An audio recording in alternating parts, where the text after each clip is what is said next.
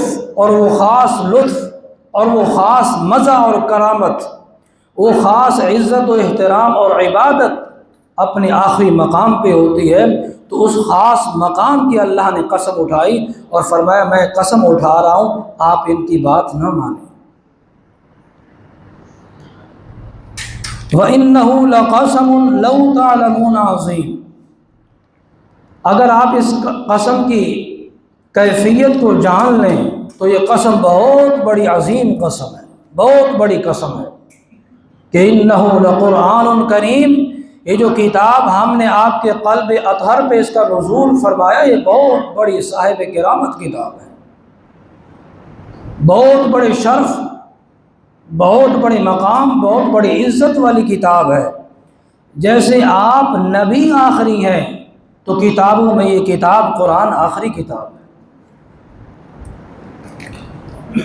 اسی کی مناسبت سے ایک عربی کے شاعر ہے، وہ کہتے ہیں اللہ اکبر ان دین محمدی، کہ اللہ رب العالمین کی ذات بہت بڑی ذات ہے اور اس کا دین اسلام بہت بڑا دین ہے۔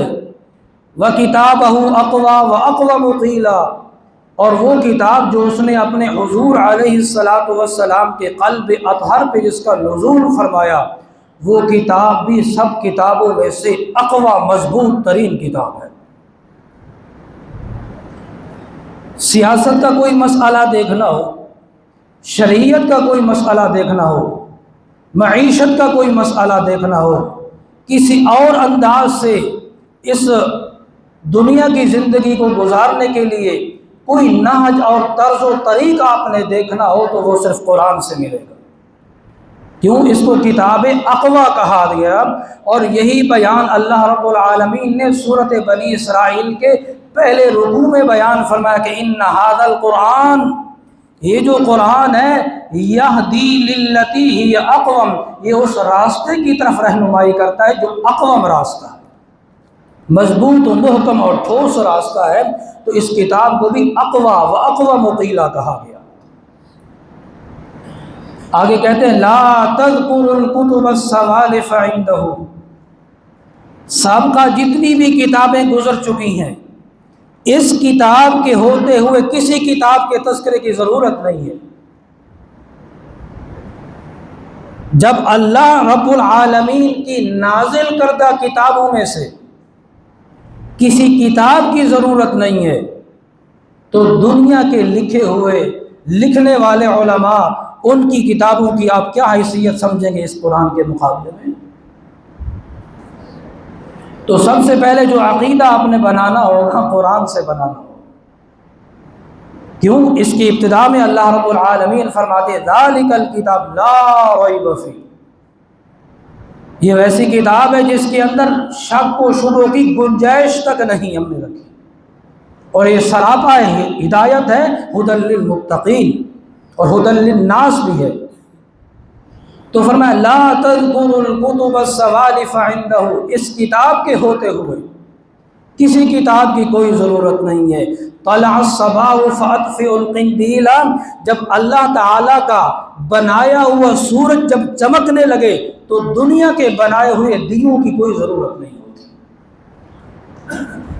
جب اللہ تعالیٰ کی اس روشنی کے ہوتے ہوئے، سورج کی روشنی کے ہوتے ہوئے کوئی بندہ اگر دیا جلا دے تو اس کو کہا جاتا ہے یہ بندہ بے وقوف ہے، یہ عقل سے پیدل ہے، عقل سے خالی ہے۔ تو اسی طرح اس کتاب کے ہوتے ہوئے اس کتاب کی دلیل کے سامنے کسی اور کتاب کی دلیل لانے والا بھی عقل سے پیدل ہی ہوتا ہے۔ ایسے اللہ رب العالمین نے نہیں فرمایا انہ لقرآن کریم، انہ لقرآن کریم فی کتاب مکنون، یہ کتاب ہے لوح محفوظ میں چھپی ہوئی، یہ چھپا ہوا خزانہ تھا جس کو ہم نے حضور علیہ السلام کے قلب اطہر پہ نازل فرما کے اس کو ظاہر کر دیا۔ نزلہ علی قلبک بإذن اللہ، اللہ کے حکم سے۔ لا یمسہ الا المطہرون، یہ ایسی پاکیزہ کتاب ہے جب تک کہ دل پاک نہ ہو، دو معنی اس کے، ظاہر طور پہ اعضاء بھی آپ کے پاک ہونے چاہیے، اور اس کتاب کو ہاتھ لگانے کے لیے آپ کا عقیدہ شرک اور بغاوت سے بھی پاک ہونا چاہیے۔ لا یمسہ الا المطہرون، نہیں کوئی چھو سکتا مگر اس کو وہی جو پاک ہو ہر لحاظ سے، ظاہراً و باطناً، دونوں لحاظ سے بندے کو پاک ہونا چاہیے۔ تنزیل من رب العالمین، یہ نازل کی گئی ہے عالمین کے رب کی طرف سے۔ دو لفظ اللہ رب العالمین نے قرآن مقدس میں ان کا بار بار تذکرہ فرمایا۔ ایک لفظ ہے انزلہ اور ایک لفظ ہے نزلہ۔ انزلہ کی گردان پڑھی جائے تو اس کا مصدر آتا ہے انزال، اور نزلہ کی گردان پڑھی جائے تو اس کا مصدر آتا ہے تنزیل۔ انزال کا معنی ہوتا ہے دفعۃ واحدہ، یعنی ایک ہی دفعہ قرآن کا نازل کر دینا، اور تنزیل کا معنی ہے بتدریج نازل کر دینا۔ اب اس کا تطابق کیا ہوگا؟ فرمایا لوح محفوظ کے اندر قرآن موجود تھا، اللہ رب العالمین نے وہاں سے آسمان دنیا تک ایک ہی دفعہ نازل کر دیا۔ یہ انزلہ کا معنی انزال۔ والذین یؤمنون بما انزل الیک، لوح محفوظ کے اندر قرآن موجود تھا تو اللہ رب العالمین نے آسمان دنیا تک ایک ہی دفعہ نازل فرما دیا، اور پھر آسمان دنیا سے حضور علیہ السلام کے قلب اطہر پہ بتدریج نازل فرمایا، جس قدر جتنا ضرورت ہوتی، ایک آیت کی، دو آیات کی، تین آیات کی، ایک سورت کی، دو سورتوں کی، جس قدر جتنا قرآن کی ضرورت ہوتی اس قدر اللہ تعالیٰ نازل فرماتے گئے۔ اس کو کہتے ہیں نزل ینزل تنزیلا۔ تو دونوں معنی ٹھیک ہو، تنزیل من رب العالمین، آپ کے قلب اطہر پہ ہم نے اس قرآن کو نازل کیا بتدریج۔ اس کا مضمون دیکھ لیجئے سورۃ المعارج میں، سورۃ الحاقہ کے اندر۔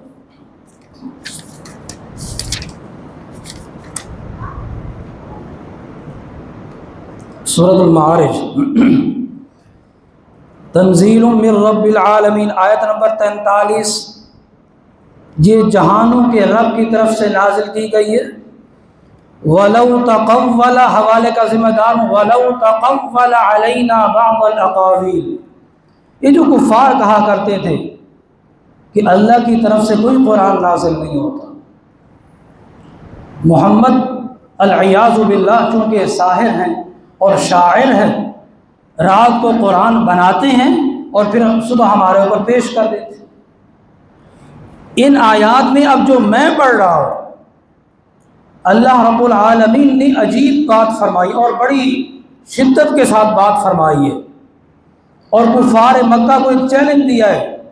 فرمایا دیکھ لیں، تنزیل من رب العالمین ولو تقول علینا بعض الاقاویل، یہ کتاب ہم نے نازل کی ہے، یقین رکھیں، اور اگر ہمارے بھیجے ہوئے پیغمبر جناب محمد کریم صلی اللہ علیہ وسلم اس کتاب کے خود موجد ہوتے، خود بیان کرتے، خود بناتے اور پھر بیان کر دیتے بالفضل والمحال، ہے نہیں، وَلَوْ تَقَوَّلَ عَلَيْنَا بَعْضَ الْأَقَاوِيلِ تو لَأَخَذْنَا مِنْهُ بِالْيَمِينِ، تو ہم اس نبی کا دانہ ہاتھ پکڑ لیتے، ثُمَّ لَقَطَعْنَا مِنْهُ الْوَتِينَ، شہرک کاٹ دیتے۔